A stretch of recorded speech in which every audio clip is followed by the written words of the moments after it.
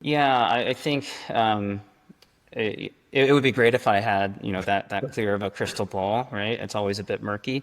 Um, but I do think that having been through prior downturns, right? As I mentioned, I started in November of '99, so I saw, the early 2000s, 2008 timeframe.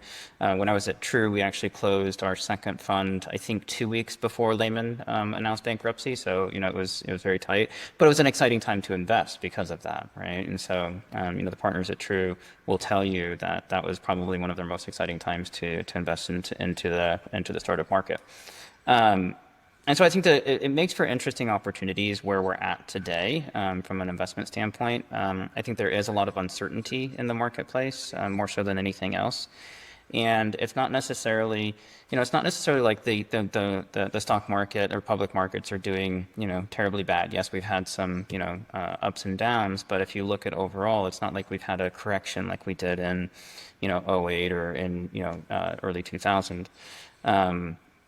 But I think it's the underpinning of that uncertainty that's really causing a lot of collective pause in the marketplace. And so we are seeing a little bit of a slowing in terms of fundraising.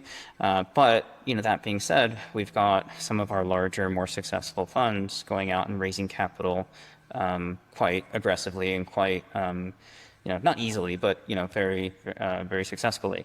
And so I think that the market has always been what I like to call the haves and have-nots, right? And so I think the haves will always be able to raise capital when they want to and when they need to.